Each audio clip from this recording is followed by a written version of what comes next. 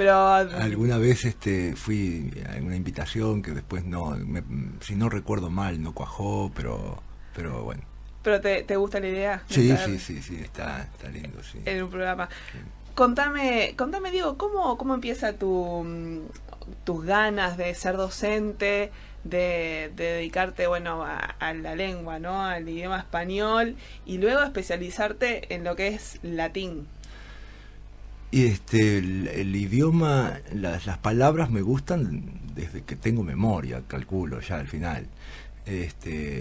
No sé, recuerdo específicamente en sexto de escuela tuve acceso a un poema de Machado, de Antonio Machado, que todavía lo recuerdo, un poema que empieza, bueno... ¿Dónde estudiaste vos? ¿De dónde? En Dolores, en Dolores. En Soriano. En Soriano. Y bueno, y cuando leí este poema de Machado, noté que era distinto a todo lo que había leído antes, que ahí pasaba algo, y desde ahí, que yo recuerdo, desde ahí me empezó a interesar. ¿Siempre fuiste de leer? Sí, siempre fui de leer, sí. Sumamente sedentario y bueno. Sí, te daba por la lectura. Me prefería y la en lectura. Sexto de escuela te diste cuenta que... Descubrí que allí, que en ese poema sucedía algo distinto a todo lo que había leído. Y no sé, consciente o inconscientemente me dispuse a tratar de responder esa pregunta: ¿qué pasa en ese poema? Y no, por supuesto que no. Lo que te generaba, claro, por lo pronto. Mirá, esto que estamos diciendo ahora justo es una postura frente a los problemas. La idea del problema para solucionarlo y punto, o el hecho de perseguir la solución y en el camino vas encontrando un montón de otras cosas. Y probablemente no soluciones el problema. No, claro. Pero todo lo que aprendes en el recorrido termina siendo hasta más importante que la pregunta que te llevó a empezar esa o encontrar la solución. Claro, y por supuesto. Que capaz que no tiene sentido. Que probablemente no haya una respuesta para esa pregunta. ¿Qué sucede en un poema que no sucede en la factura de la UTE o en la lista del supermercado? ¿Qué es lo que nos genera? Claro. Entonces, y ahí ya pensaste que bueno, que lo que querías hacer era estudiar ¿qué es? El lenguaje, las palabras. Las palabras. De hecho, yo me vine a vivir en Montevideo en el año 95 a estudiar filosofía. Y ¿empezaste la carrera? Empecé la carrera recién salido del liceo, tenía 18 años cuando me vine a Montevideo, y en unos pocos ratos me di cuenta de que me faltaban varios años de lectura para poder estudiar filosofía. Claro. Y me volví a mi casa a estudiar, a leer, a completar esos años de lectura. Claro, ¿y empezaste al otro año? No. Me tomé unos años, así tal cual, me tomé unos años para leer, para ver, y en el camino terminé prefiriendo de momento estudiar gramática. Y el estudio de la filosofía no lo eliminé de mis planes, simplemente lo postergué. No, pero capaz que no lo aplicás académicamente de repente, pero vos en tu vida, digamos, sí, yo seguís leyendo. Sigo leyendo permanentemente. Permanentemente, sí, filosofía, gramática, historia. La historia me fascina. La historia, ese relato tan peculiar que es la historia, y especialmente la historia antigua, me gusta mucho. Eso ya es una cuestión de gusto más que nada, pero ese tipo de relato tan peculiar que es la historia me gusta muchísimo, y las relaciones que establece el concepto historia con el concepto verdad, y bueno, la epistemología, por supuesto, que tiene todo que ver con todo esto. Eso me interesa muchísimo, y en alguna manera el hecho de estudiar y de haberme dedicado tanto tiempo a las palabras tiene que ver con la epistemología, tiene que ver exactamente con eso. Sí, el estudio de conocimiento. El estudio ¿verdad? De conocimiento. Bueno, porque el otro día hablábamos de lo que es la etimología. Y la etimología, bueno, eso... Palabras mayores, ¿no? La etimología Es el estudio del conocimiento. Eso es la epistemología. Sí, por eso. Y la etimología es sí. el estudio de la historia de las palabras. Específicamente, la historia de las palabras. Que es un ámbito maravilloso. Es maravilloso. Maravilloso. Observar, una cosa que me fascina es observar los cambios que han experimentado las palabras a lo largo de los siglos. El significado.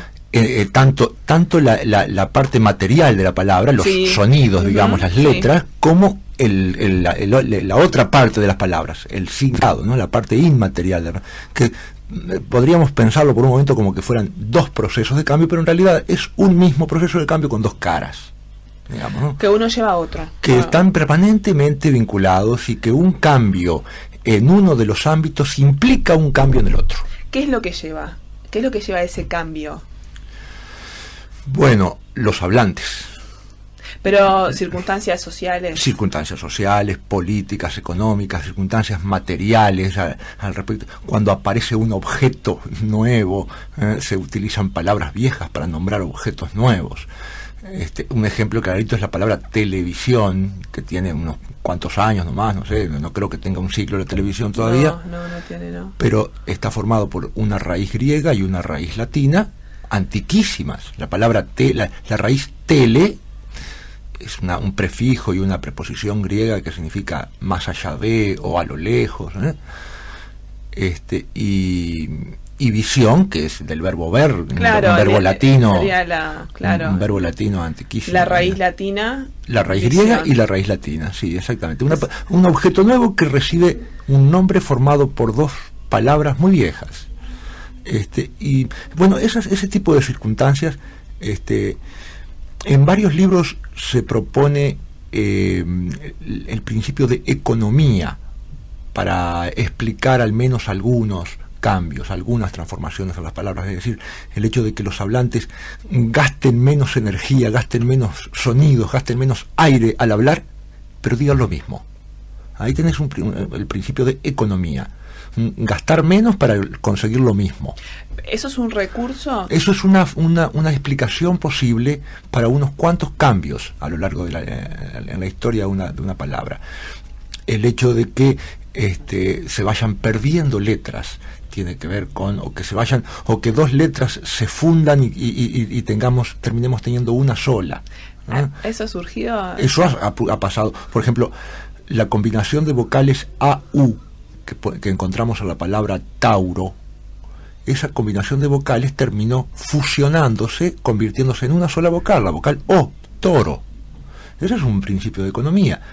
En lugar de pronunciar 5 fonemas, pronunciamos 4, pero decimos lo mismo. Claro. Es un principio de economía. Claro. ¿Y Tauro qué origen es? Latino. Taurus es el nombre y se fusiona con el principio de economía y se le aplica o se propone el principio de economía como una forma de explicar que esas dos vocales hayan terminado siendo una. Por ahí va la cosa. Ese principio de economía es una explicación posible, bastante convincente por momentos. Sí, bastante convincente por momentos. ¿Pero y por qué? Te decía hoy por los hablantes. Hace un rato te decía el tema de los hablantes. Sí. Los hablantes no son todos iguales, no somos todos iguales. Algunos hablantes a lo largo de la historia han sido más cultos, han tenido acceso a la lectura, la escritura, han sido alfabetizados, y muchos otros hablantes a lo largo de la historia han sido analfabetos. Eso genera que esos dos hablantes, al utilizar la misma palabra, la pronuncian de manera diferente. Y entonces así se van generando, por ejemplo, los llamados dobletes. La misma palabra latina... Esa sería la convivencia entre la cultura y la ignorancia. La cultura, sí, por decirlo así, la cultura académica, claro, y la cultura popular, digámoslo así. Fíjate en algunos de estos pares. La misma palabra latina generó en español la palabra entero y la palabra íntegro. Es la misma palabra, entero e íntegro son la misma palabra. Provienen de la misma raíz latina, pero íntegro, pronunciado con esa pronunciación esdrújula, sí, con esa G ahí entre medio, íntegro, es una pronunciación culta, una pronunciación cuidadosa de la forma latina. Mientras que la palabra entero es la misma raíz latina con una pronunciación un poco más relajada, no tan cuidadosa. Más fácil, claro, más fácil, exacto. Sin esa combinación de letras que dificulte. Que dificulta, y una palabra esdrújula requiere tomar más aire para pronunciarla. En cambio, por eso íntegro, ¿no? Después de la vocal tónica tenemos 2 sílabas más que tenemos que seguir pronunciando. En cambio, en las palabras graves, que se acentúan a la penúltima, después de la vocal tónica, hay que pronunciar solo una sílaba más, hace falta menos aire. Y eso, hablando de una palabra suelta, no dice nada, pero en un discurso a lo largo de un día de habla de una persona, es cansancio. Es cansancio que se ahorra. Claro, es cansancio. Ahí está la economía. Entonces. Ahí está el principio de economía. Ahí está el principio de economía. Ahí está el principio de economía como una posible explicación. ¿Escribiste alguna vez algo con respecto a, bueno, de algún otro tema, digamos, pero de esto que tiene que ver con la etimología? ¿Hay algunas dudas que no hayas encontrado respuesta? Sí, por supuesto. Las palabras más lindas son las palabras que no tienen respuesta, que es difíciles de explicar. Las por más ejemplo, interesantes. Yo que ahora así de mira, el nombre del mes de febrero es una palabra muy antigua que se registra en latín, pero el antecedente antes del latín de esa palabra no se sabe de dónde sale, hay dudas para aquí, para allá. Sí, hay muchísimas palabras las palabras que el español ha tomado del vasco también, ¿no? Por ejemplo, la palabra izquierda es una palabra que el español tomó del vasco. En el resto del ámbito latino, la palabra para nombrar al lado izquierdo es siniestro, siniestra. Sí, la diestra. La diestra, la derecha siniestra. Y la siniestra, exactamente, sí.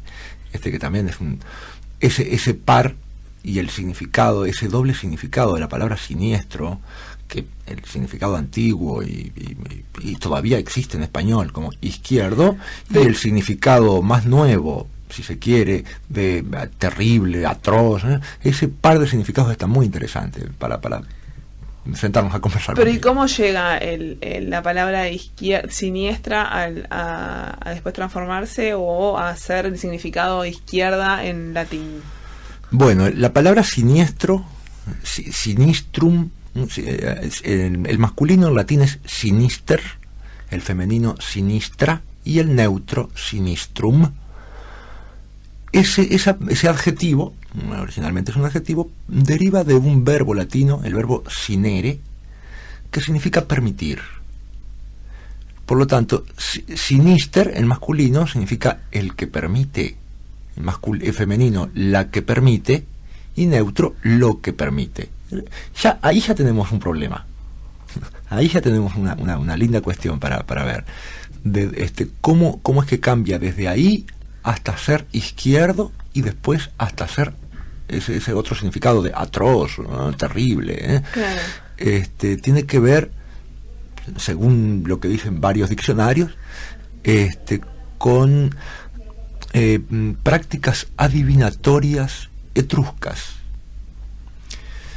Los sacerdotes etruscos, y que muchos de ellos fueron asimilados por los romanos. Roma estaba en el límite entre Lacio y Etruria, y tiene una influencia etrusca muy, muy fuerte a lo largo de toda su historia. Estos adivinos, estos sacerdotes, que se les llamaba augures, se sentaban, se colocaban para tomar los presagios, para adivinar el futuro, se colocaban igual que los dioses, se sentaban igual que los dioses. Es decir, se consideraba que los dioses estaban más allá del norte, por lo tanto, los dioses cuando miraban hacia la tierra, miraban hacia el sur. Por lo tanto, estos sacerdotes se sentaban mirando hacia el sur, el norte a su espalda, el este a su izquierda y el oeste a la derecha. Una vez colocados, dividían con dos líneas imaginarias, dividían su campo visual en 4 áreas, una línea que atravesaba de norte a sur y otra de este a oeste, 4 áreas, y observaban. Una vez que tenían el cielo dividido en esas 4 áreas, a esa división se le llamaba templum. La palabra templo, sí, como edificio sagrado, es una representación arquitectónica de ese espacio dividido en 4 partes. ¿Me explico? Sí. Un templum. Una vez que se dividían el cielo en 4 partes, eso asumía la forma de un templum, ellos se ponían a contemplar. Contemplar significa observar un templo, claro, obviamente. Claro. Se ponían a contemplar el cielo, mirando, prestando atención a las aves. ¿Qué aves entraban a su campo visual? ¿Por cuál de los 4 cuadrantes entraban? Una vez que estaban dentro de su campo visual, ¿qué cuadrantes recorrían? ¿Y por cuál de los 4 cuadrantes salía de su campo visual? El sacerdote observaba todo esto. De acuerdo, teniendo en cuenta todos esos datos, sacaba sus conclusiones y pronunciaba su veredicto, su oráculo, ¿no? Bien, cuando ciertas aves entraban por el lado izquierdo, entraban por el este, que estaba, sí, a la izquierda del sacerdote, entonces lo que fueran a preguntar estaba permitido. Por eso ahí está la relación con el verbo permitir, entre sinister y la idea de permitir. Si ciertas aves entraban por la izquierda, es decir, por el este, que además la izquierda, el este es el punto cardinal del nacimiento, sí, a través de una metáfora solar. Sí, claro, sí, sí. Y por supuesto el oeste es el punto cardinal de la muerte, por la misma metáfora solar. Sí. Cuando estas aves entraban por el este, yo qué sé, si alguien iba a consultar al oráculo para ver si iban sí, a la guerra iban a ganar, o si en un viaje para comerciar, si entraban por la izquierda estaba permitido. Si entraban por la izquierda estaba permitido, exactamente. Y hasta ahora tenemos un significado del verbo sinister muy positivo, ¿no? Si las aves aparecen por la izquierda, está permitido. Y la izquierda, entonces, y el punto cardinal correspondiente a la izquierda, que era el este, eran un punto cardinal sagrado vinculado al nacimiento, y por lo tanto la izquierda era un lado sagrado también, vinculado a misterios religiosos. Misterios, y aquí viene lo importante, lo interesantísimo para mi gusto, sí, misterios que debían estar en contacto solamente con personas que se hubieran preparado para acceder a esos misterios. No cualquiera tenía derecho a conocer los secretos religiosos. Por eso es que, para ahuyentar, digámoslo así, a todos aquellos no iniciados que quisieran echar una mirada sobre los secretos, es que se le asignó al lado izquierdo, a la palabra sinister, se le asignó ese otro significado tan oscuro. Claro, sí. Para dar la idea de que por ahí solamente pueden, esos conocimientos solamente pueden estar al alcance de los que están preparados para soportarlos. Este mismo par de significados, sí, aparece en la palabra latina sagrado. En latín es sacer, masculino, sacra, femenino, sacrum, neutro.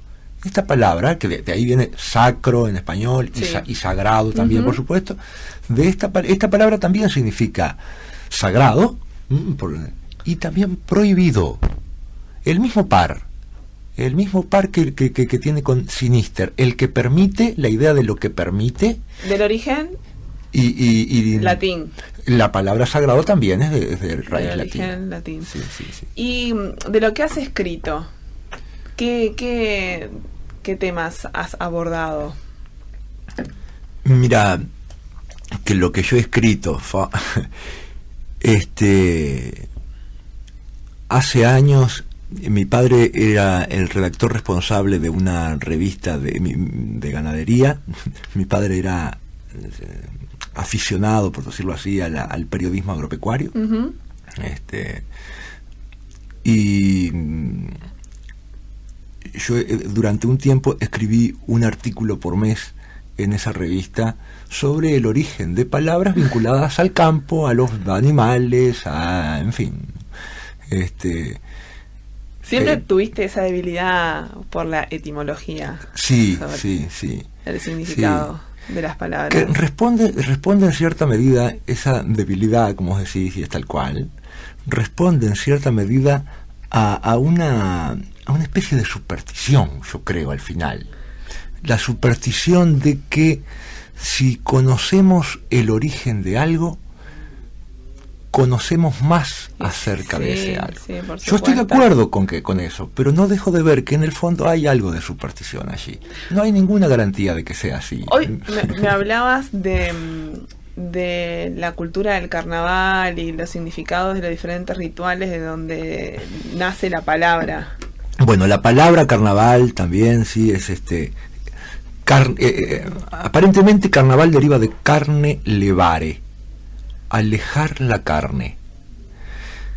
El nombre carnaval, y de hecho en algunos textos del español medieval, fines de la Edad Media, se encuentra para referirse al carnaval la palabra carnestolendas, que ahí queda más claro todavía. El verbo tolere en español, en latín, significa cargar llevarse algo a cuestas, cargar con algo, de ahí viene tolerar también, ¿no? Uh-huh.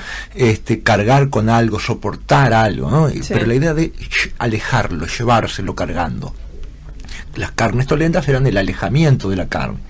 Esto es una práctica ya cristiana, porque inmediatamente después del carnaval empieza el periodo en que los cristianos no comen carne hasta después de Semana Santa.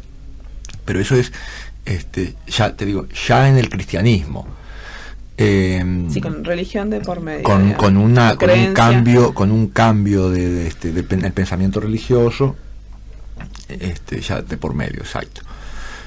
Pero en la antigua Roma había algunas fiestas así también desestresantes para liberar tensiones, sí, ¿no? Esa idea de liberar tensiones, que se realizaban en diciembre y que se llamaban las Saturnalia. Eran fiestas de varios días en honor a Saturno.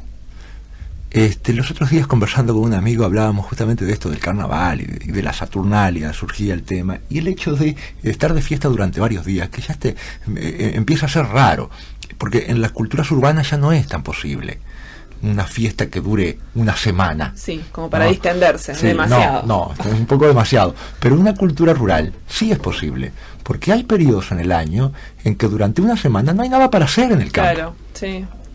En una cultura rural sí es posible. Bueno, esta Saturnalia, entonces, que se realizaban en la época en que Roma ya era una ciudad con varios miles de habitantes, es un restos que quedan de prácticas rurales ya en ese periodo en que Roma, si bien el imperio era muy rural, la ciudad de Roma no era muy rural, era una urbe superpoblada. Total, sí. Las Saturnalia entonces eran unas fiestas que duraban varios días en diciembre, y en las que estaban permitidas muchas cosas que durante el resto del año no estaban permitidas, y los comportamientos se invertían. Hay algunos historiadores de la época que comentan cosas como que durante esos días los amos servían a los esclavos. Durante esos días las cortesanas se comportaban como matronas y las matronas se comportaban como cortesanas. Cambiaban los roles. Es un cambio de roles que eran conductas prohibidas el resto del año. Claro, sí. Era una subversión, uh-huh, ¿no? Tal cual en el sentido de la palabra, en el sentido antiguo de la palabra subversión. Era una subversión de las costumbres, de los hábitos, de las prácticas, que tenía que ver con también el fin del año.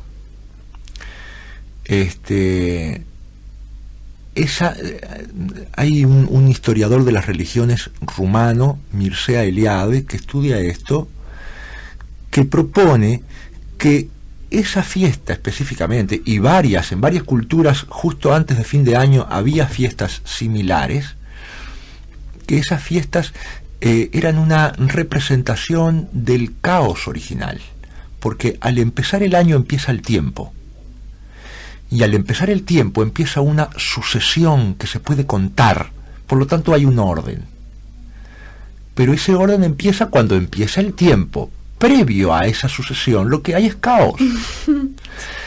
Esta fiesta, en diciembre, alrededor del 20 de diciembre, estaban de fiesta todavía, esta fiesta, dice Eliade, es una representación de ese caos previo al comienzo del tiempo, es decir, al comienzo del año. Claro. Esto nos lleva a otro asunto de la antigüedad romana que es fascinante, que es el calendario, dónde empieza y dónde termina, y dónde empezaba en la antigüedad, dónde terminaba, dónde empezaba la antigüedad, si el calendario original romano tenía 10 meses o si tenía 12, si siempre tuvo 12. El calendario romano aparentemente empezaba el 1 de marzo. Todo indica que el primer día del año era el 1 de marzo. Y eso es por estas fiestas que después resulta siendo lo que es el carnaval hoy, que es en febrero, sí, y entonces en marzo. Exacto. Que empezaba, digamos, el tiempo, o se podía considerar la cronología y antes el caos. Exacto. El orden impuesto por una sucesión. Un orden, sí, por una sucesión temporal. Primero el lunes y después el martes y después el miércoles. Primero el 1 del mes, después el 2 del mes, después el 3 del mes. Eso es una sucesión que implica un orden. Previo al orden hay un caos, en donde todo se confunde, en donde el caos tiene que ver con la idea de no delimitaciones, de no definiciones, lo indefinido. Definir significa marcar el fin, o sea, el borde, o sea, desde el borde para acá es algo y desde el borde para allá es otra cosa. Claro, ¿no? Definir, por eso marcar un orden. Previo a eso existe la indefinición, la confusión, en el pensamiento antiguo, ¿no? Estoy citando prácticamente un par de libros de Mircea Eliade, este rumano que te mencionaba. Bueno, pero esto si el año empieza el 1 de marzo, diciembre es el 10º mes de marzo, el 10º mes del año. Y ahí tiene que ver también con el nombre. Con el nombre diciembre, noviembre es el 9º, octubre es el 8º, septiembre es el 7º, y antes agosto se llamaba sextilis. El mes de agosto era el 6º, y julio se llamaba quintilis, el 5º mes del año. Después por los dos primeros emperadores, Julio César y Augusto César, esos 2 meses se dedicaron a ellos. Pero este detalle de que si el año empezaba el 1 de marzo y terminaba en diciembre, tenía 10 meses. Algunos dicen que eran 10 meses más largos para cubrir el año completo, pero otros dicen que no eran tan largos, que no cubrían el año completo. Entonces eso generaba el problema de que un año, la primavera empezaba una fecha y al año siguiente empezaba 30 días, 40 días después, o 40 días antes, en fin. Para una sociedad agrícola eso es terrible. Claro. Porque deben tener clarísimo cuándo va a empezar el frío. Exacto. Por eso es que se propone que a causa de eso se agregaron 2 meses más. Januarius, enero, y Februarius, febrero. Esos 2 meses generan el problema de que ¿cuándo eran los 2 últimos o eran los 2 primeros? ¿Cómo es la cosa? Claro. El nombre Januarius, el nombre del mes, está vinculado a una divinidad, Janus, que era la divinidad de las puertas, y de hecho en latín puerta, una forma para nombrar a las puertas es Janua, y de ahí deriva la palabra portuguesa para nombrar a la ventana. Janela. Exacto. Ese nombre para la ventana deriva del antiguo nombre latino para la puerta. ¿Sí? Se ve que en el apuro algunos no le daba el tiempo para salir por la puerta, se escapaba por la ventana. Pero es fascinante cierto, el significado de las palabras, cómo se van transformando, cómo van cambiando la estructura y los significados, y qué es lo que realmente, de dónde viene la raíz, por qué dicen lo que dicen y de qué manera lo dicen, y cómo va cambiando. Es fascinante y parece que es interminable también. Es interminable. Hay una pregunta, te menciono a propósito de esto que acabas de decir, una pregunta que me quita el sueño, que me desvive y que es interesantísima. ¿Qué significa la palabra significar? Así nomás. La dejamos y te parece para otra vuelta. Gracias por haber venido, Diego. Muchísimas Marina, gracias. Por favor. Muchísimas gracias. Estuvimos hablando con Diego Sanguinetti, es profesor de idioma español y responsable de los cursos de latín de la Escuela Italiana. Muchas gracias por haber venido, Diego. Marina, un placer. Gracias a ti.